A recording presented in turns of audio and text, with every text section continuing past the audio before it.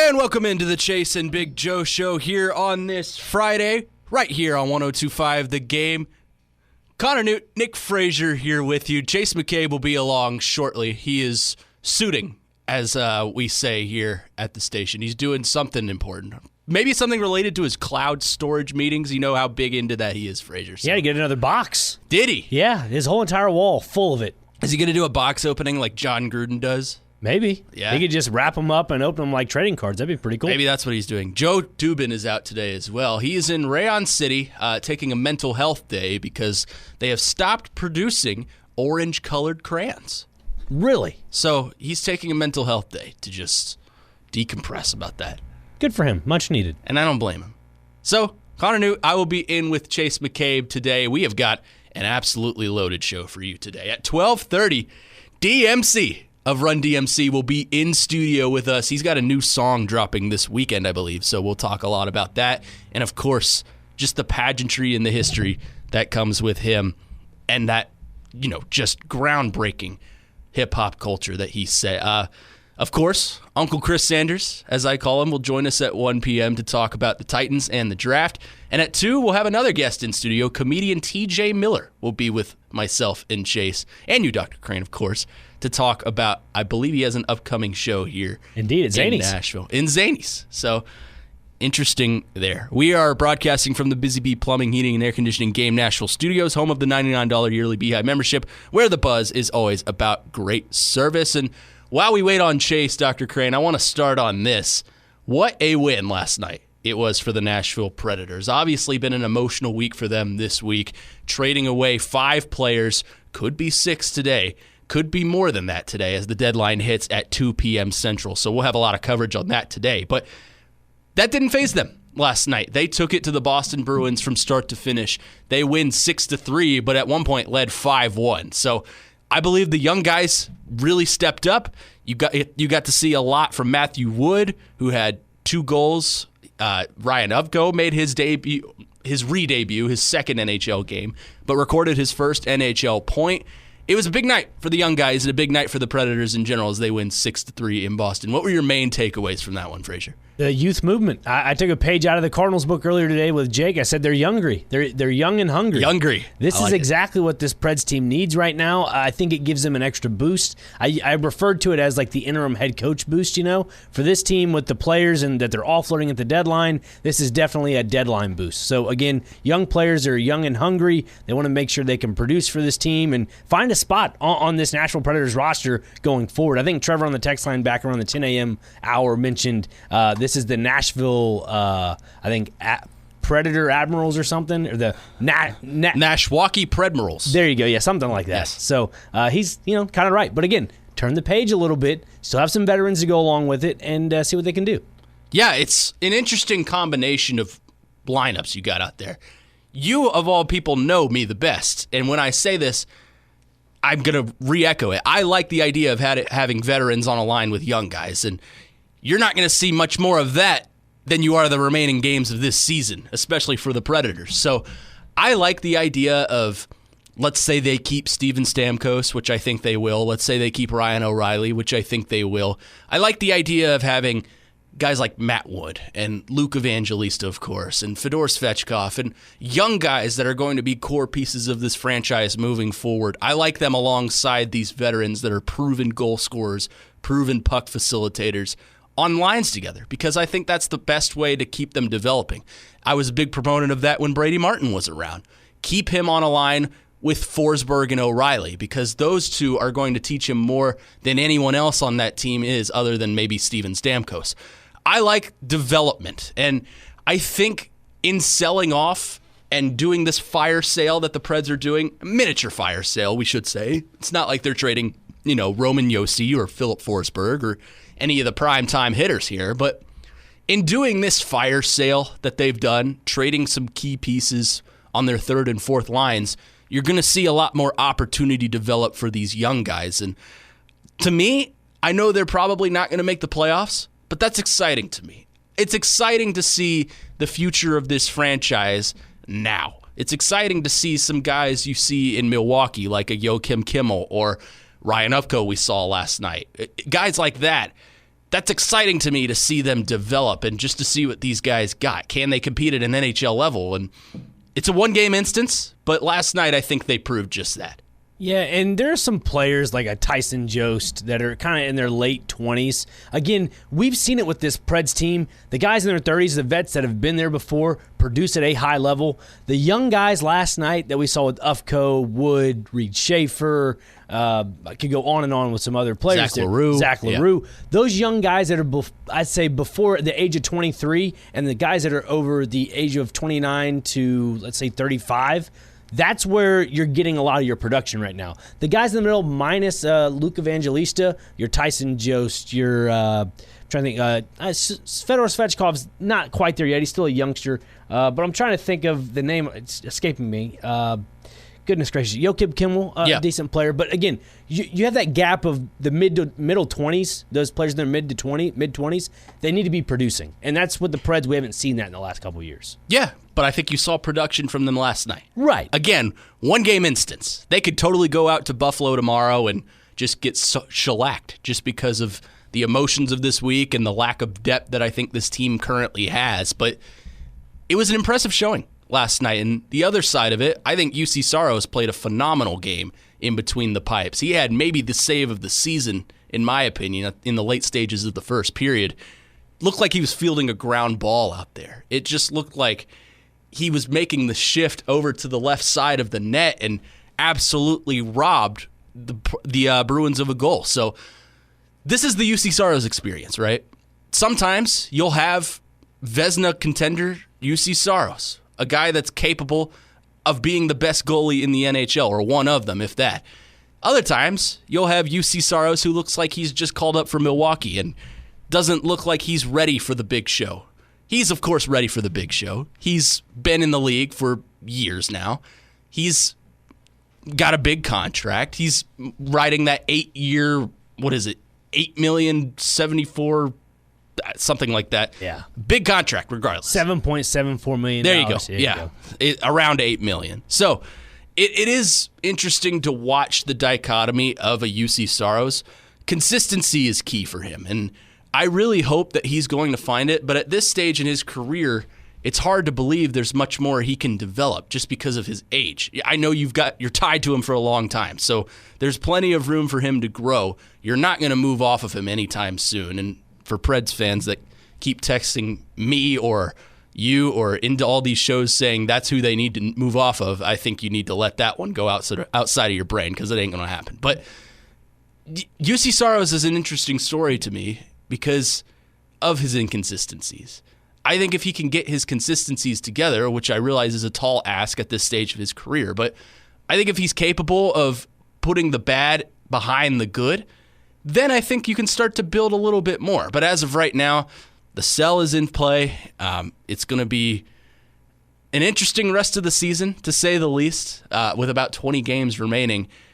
Can they make the playoffs? I seem to doubt it. You do not. You disagree with me? I think they're in the thick of it, man. I really do. They are 3 points behind to find a wild card spot. So if they play the way they're supposed to play, I say supposed to play, if they play the way that they played last night against some of these teams in front of them, then I think they could make a case. The problem is it's not just one or two teams that's in front of them.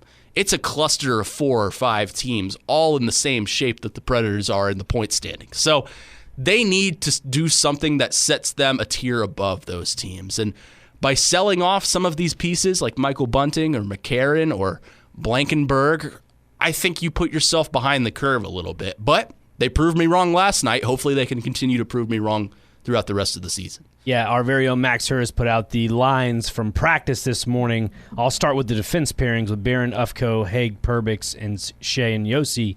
Players that were not in the lines for practice. You ready for this? Jonathan Marchessault and Eric Holla. What could that mean for today's 2 p.m. deadline? Marchessault is the interesting part of that conversation for me, because I feel like we all kind of saw Eric Holla getting traded. A lot of these guys, too, you got to think about are on expiring contracts. They're going to need new contracts in the next season. So it makes sense to move off of some of them. There are some that I would disagree with you leaving behind, like Nick Blankenberg. Not that I think he is this pivotal player in the franchise's movement, but you got a 5th-round pick for him. and he's a very cheap player. At that point, just keep him. But I understand the movement. Marchessault, to me, is interesting because, and we'll talk about this with Chase, it just didn't work, right? Like, you thought on paper he was going to come in here and, oh my God, we have 3 40-goal scorers on our top line in Forsberg, Stamkos, and Marchessault, and he just hasn't been that. He's got 10 goals this season. He has not been that, and I realize injury has been a part of that. He's been in and out of the lineup because of that, but it just hasn't worked here. His skating seems to take a little bit of a hit from where he was early in his career. Even with Vegas just a couple of years ago, he was an elite skater, considered one of the better ones in this league, and now it's just kind of taken a hit. And I don't know if that's because of the system or just the way his career is going. But, he's an older guy. He's not old, but he's an aging player, and that tends to happen with aging players across all sports is their play starts to decline. So that's kind of interesting to me, but it just hasn't worked here. For Stamkos, we thought we could say the same, and now he's on the pace to score 55 goals this season. So it has worked out, I would say.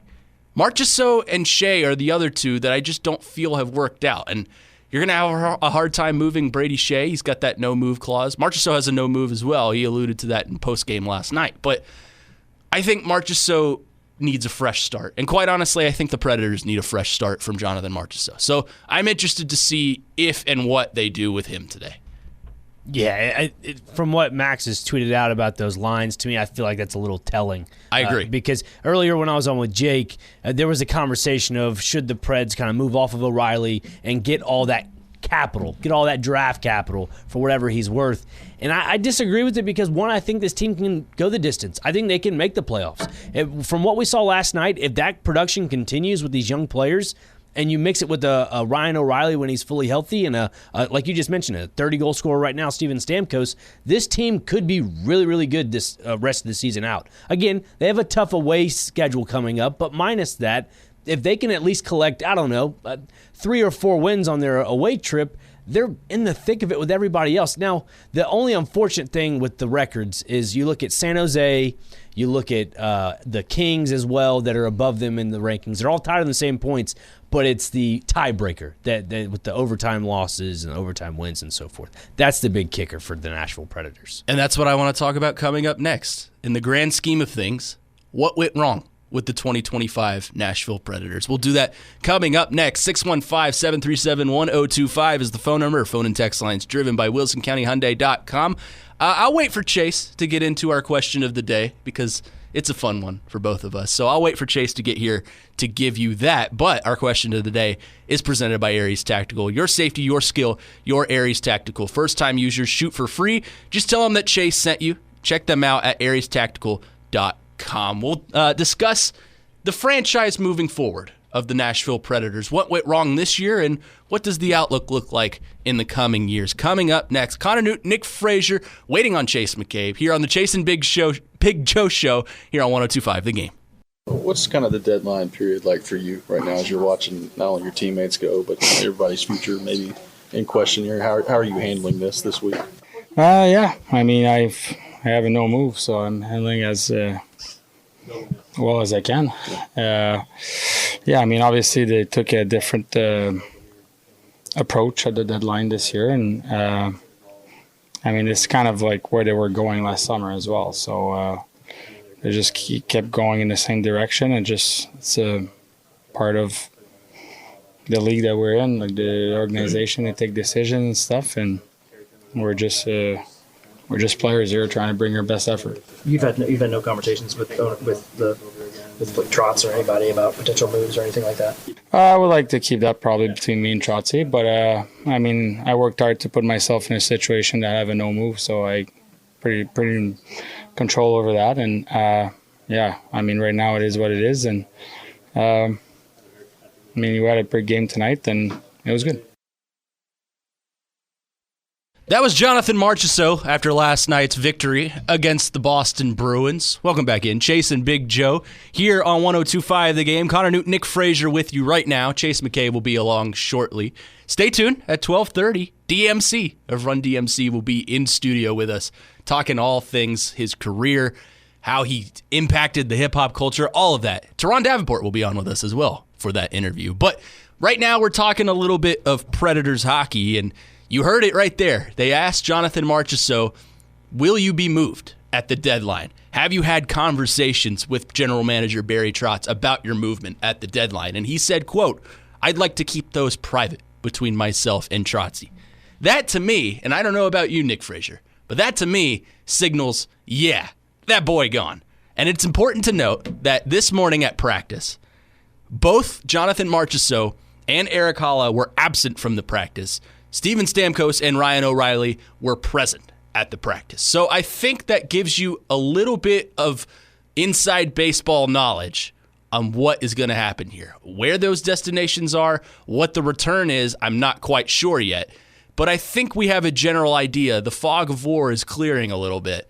I think we have a general idea of what's going to happen here with Erik Haula and Jonathan Marchessault. Yeah, I mean, you got to, in my opinion, like even though I still think they're going to make the playoffs, Erik Haula has a lot of value right now. Coming off the Winter Olympics, being a bronze medal winner, having some high production with this Preds team in general at the center position. As for Jonathan Marchessault, you alluded to it last segment, just hasn't really worked out for him here. And I look at that top line when it was, Stamkos, Forsberg, Marchessault as a bunch of alpha wolves. You can't put three alphas on the same line because on paper it seems like, yeah, that'd be awesome. It'd be, phenomenal. But it just didn't work out that way. So I think Marchessault might be out the door from what it sounds like that post-game press conference. He kind of said, the Preds could go in the same direction as last trade deadline, which to me was like a little bit of a shot at the front office a little bit. Yeah. So I don't know. I got that vibe too. Yeah, I don't know if I'd really appreciate that per se, but again, he has that no movement clause. So if he finds a place he likes, then go ahead, but maybe Vegas. See if you can find something with Vegas again. Yeah. Take him back. To me, that comment was, trade me to a contender or I'm not waiving it. That's what it sounded like to me. Don't try to get some high-value pick from someone bad like Winnipeg or something like that.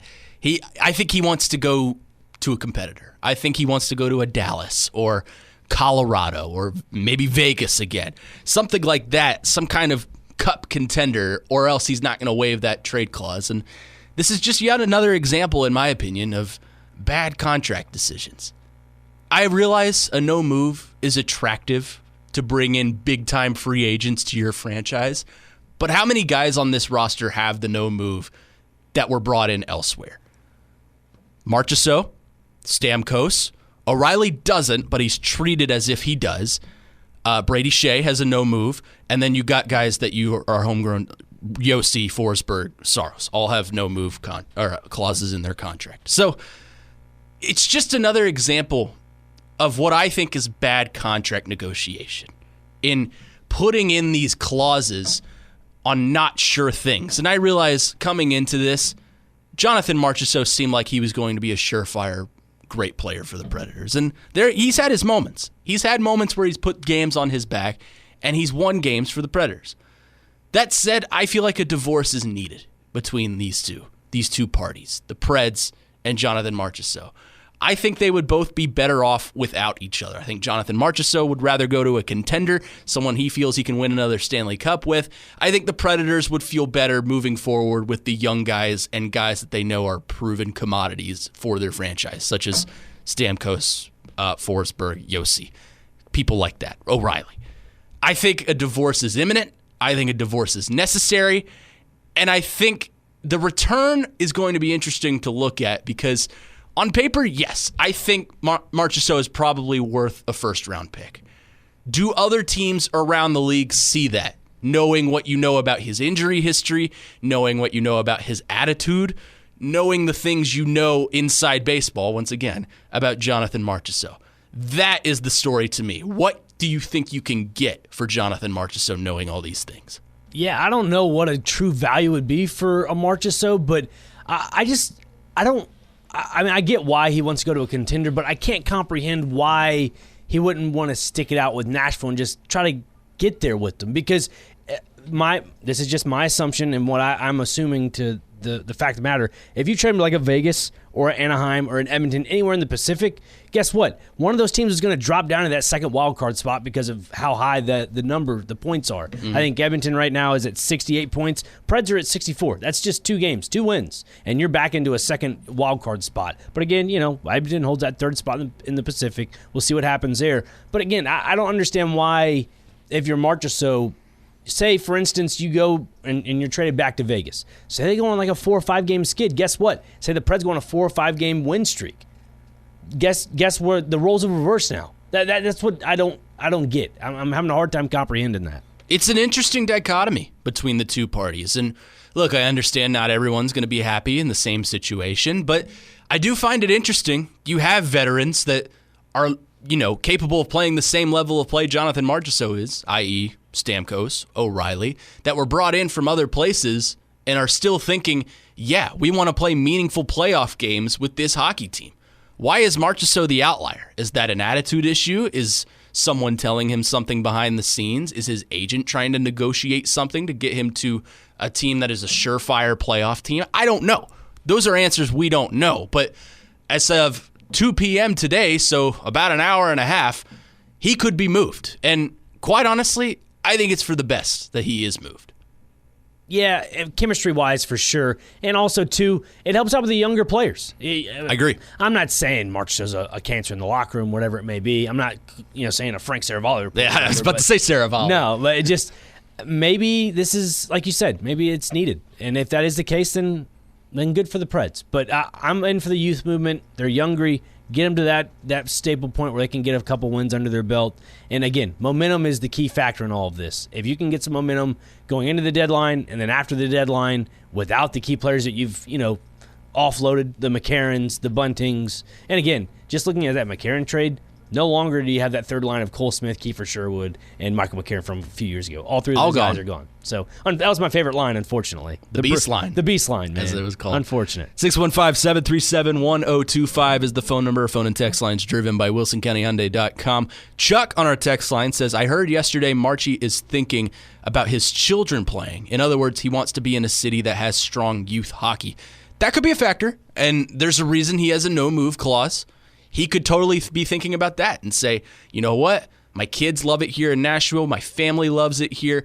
I want a strong youth hockey development for them. So I'm going to do what's best for them, and I want to stay here. But I'm just saying, in terms of Jonathan Marchessault, the player, I think it would be best for a divorce. I'm not trying to disregard the human element of Jonathan Marchessault, because I try to do that when I'm talking about players. And maybe that's unfair of me to disqualify the human element of a player. But in terms of the production he provides on the ice and what he's done for this franchise over his year and a half of being here, I think a divorce is necessary. 615-737-1025 is the phone number if you want to get involved in the conversation. Today, Vanderbilt baseball takes on North Dakota State at 4:30 p.m. Catch all the action on Sports Talk 830 and the Game Nashville app. Coverage is presented by GaryForceAcura.com. When we come back, I want to get into more of the broader scale of things in terms of the Nashville Predators. What went wrong across the board for the 2025 Preds? We'll do that coming up next on the Chase and Big Joe Show, sponsored by the Omni Nashville Hotel on 102.5 The Game. Chase and Big Joe on this Friday here on 102.5 The Game. Connor Newton, Nick Frazier here with you for the time being. The suit is roaming the halls of the station, I assume, just taking care of suit duties, so he'll be along momentarily. Right Time HVAC and Cromwell Media are teaming up to bring comfort back to your home. Is your heating system struggling or completely out of commission following the winter storms, or do you need a fix to get you ready for summer?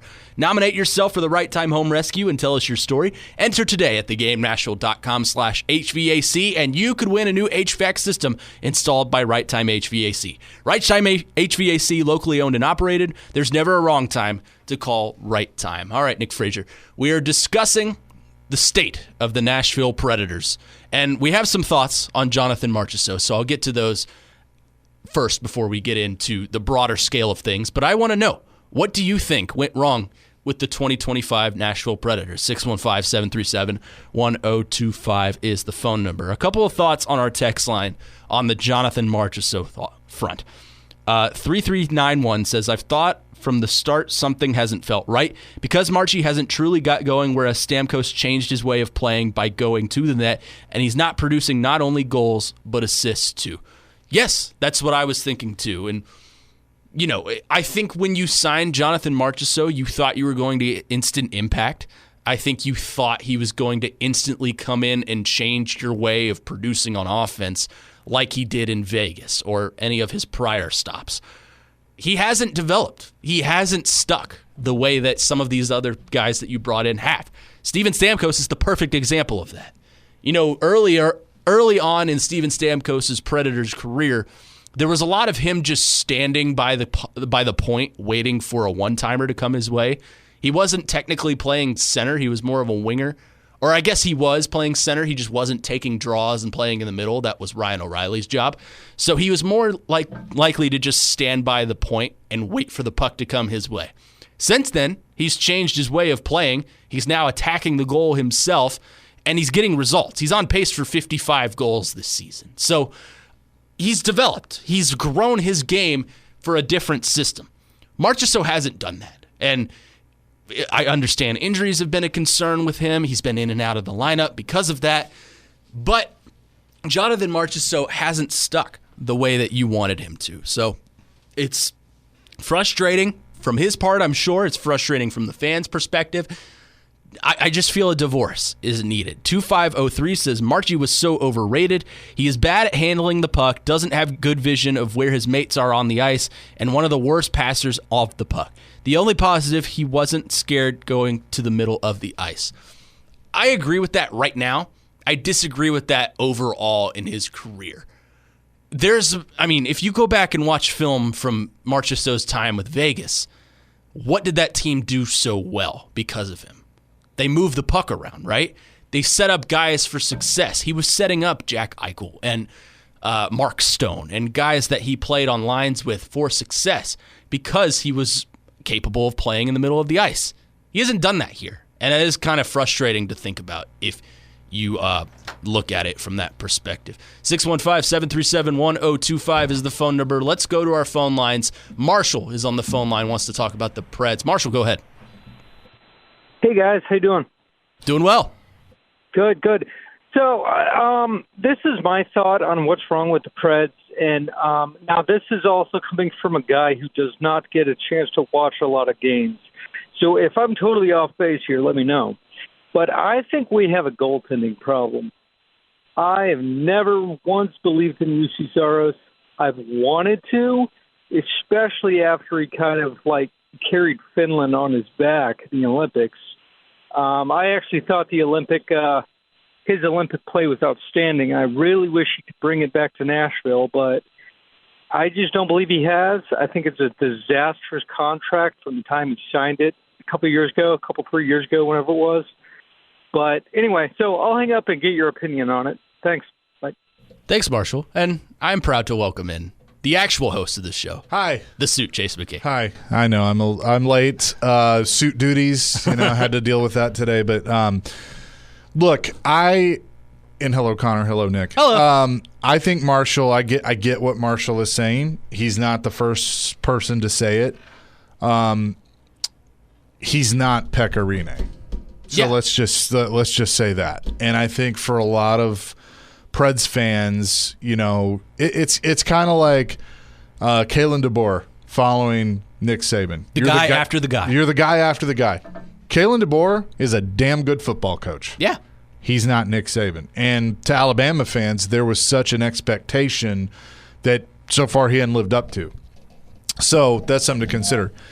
UC Saros is a really, really good goaltender. And everyone that wants to complain about the contract, if you go and look at some of the contracts that other goaltenders have signed, that contract actually looks pretty good. Mm-hmm. Now, that said, I don't know that I would have done it, but I understand why they did it. I think he's a good goaltender. I don't think he's the elite goaltender that everybody hopes he can be, and some of that is the play in front of him. So that is what the new general manager is going to have to address, part of when they take the job, is look at UC Saros and go, could he potentially be, better than he is if I put the right team around him, or do I need to figure out a way to move him and start over? That's going to be for the new GM to decide. With UC Saros, to me, it's just you're going to get one of two UC Saros on any given night. You're going to get elite Vezina contending goaltender UC Saros, or you're going to get UC Saros who looks like he hasn't played a game since being called up from Milwaukee. There's two levels to him. It's inconsistencies, and I agree with you, Chase, in that some of it is the play in front of him, and obviously I don't think that's going to get any better this season just because of what's going on and who's been sold off. But UC Saros, to me, I agree with the contract. At the time, I wouldn't have done it just because I didn't know what you were going to get from Askarov, and now that you've seen him off somewhere else and he hasn't been particularly impressive, I agree with keeping UC Saros. So UC Saros, to me, isn't the problem. I think there's just systematic gels that haven't worked. We were talking a lot about Jonathan Marchessault before you came in, Chase, and how it just hasn't worked here, and I feel a divorce is necessary between the two in about an hour and 20 minutes, hopefully. So there's just a lot of things that haven't gelled for this franchise. So you're saying you think Saros should be traded today? No. You're saying Marchessault. Oh, yeah. 100%. Yeah. I don't think they're going to trade him because I don't. He wasn't practicing today. Well, we'll see. Him and Holla. They were Holla. If I will say this, if at the end of the day, Marchessault's on another team, O'Reilly and Stamkos are still here, Eric Holla is traded, on top of all the other moves that have already been made, you should be very happy with Barry Trotz in this trade deadline. I agree. You should be very happy. He's setting the next guy up for success. Yeah. That's what I think. And absolutely. And, you're going to get the kids to come in that are going to be hungry like they were last night. Yeah. Ryan Ufko. That's a player. Yes, sir. Matthew Wood is a player. Yes, sir. As TD will say sometimes, yes, sir. Like, I know he's sitting back there. But I love that plan. And you have two guys that have clearly said to Barry Trotz, hey, we want to be here and help this. With Stamkos and O'Reilly and Forsberg and Yossi, like, we want to be the guys to help develop the next generation and move this franchise forward. That, to me, would be a really positive thing. And that's a mentality I like that they have, because I think they still think they're capable of playing meaningful playoff games this year. And that's a good mentality to have. They're only 3 points back of a wild card spot last I checked. So it's possible. It's not probable if you were to ask me. I don't think they're going to make it. And I think, them selling everything off, not everything, it's not a complete fire sale, but I think them selling off is kind of them telling you, we don't think we're going to get it this year, so might as well just set the next guy up for success that's going to come in and manage this roster. So it's an interesting dichotomy between player and franchise. Like we've been talking about, there are certain guys it just hasn't gelled with, and I think those guys are elsewhere now. There are some. Yeah. McCarron, I loved here. I loved Michael And look, Bunting. those are guys that you could potentially – if you think you need to fill that hole, you could talk to them this summer and bring them back. Yeah, they're expiring contracts. Yeah. So it makes sense to flip them. Yeah. So, I wouldn't be, that wouldn't be crazy to think about either. Coming up next, we're gonna shift gears off of sports a little bit. DMC of the Rock and Roll Hall of Fame rap group Run DMC is going to be in studio with us. He has a new song out. We're doing a little crossover thing. But it's going to be a lot of fun, and TD's going to join as well, because I knew if DMC was in studio and I didn't tell him about it, he'd come after me. So we're going to have TD join the program as well. That's all next. Chasing Big Joe on this Friday, 102.5 The Game. This takes me back to 7th, 8th grade. I had discovered Run DMC to this point, so, But they did the DX theme. DMC's going to be in here in just a second and talk about his new song and what he's up to. But wrestling fans out there, remember this. Teron Davenport with us as well. That's right. All right, so first Run DMC song you ever heard? That's a good one. Probably King of Rock. Yep. King of Rock, Rock Box. Yep. That was 1984. I was 8 years old. Yeah. Bumping that for sure. Yeah, I have it's the record that one was on. I have that. Yeah, the record I think was King of Rock. Yeah. But look, this is why I love when TD comes on Thursdays and you mix in music and sports, because it's like music just takes you back to where, way down, where you were at that time or what have you. Yep. So, but he's got a new song out called "She Gets Me High," which is a rocking collaboration featuring Sebastian Bach, who is a rock musician, Mick Mars on guitar, and Duff McKagan on the bass, and Travis Barker on the drums. Okay. So we'll play a little bit of that when he's in here. Yeah, we'll have to hear that. Yeah, so it should be pretty cool. And obviously we'll talk about DMC and Run DMC and, go way back when. So looking forward to that. Can't forget Jam Master Jay. Oh, yeah. Jam Master Jay for sure. So Monday, legal tampering begins. I mean, I think this is going to be pretty active with the Titans and the cap space that they have. Yep. We haven't seen to this point, some cuts.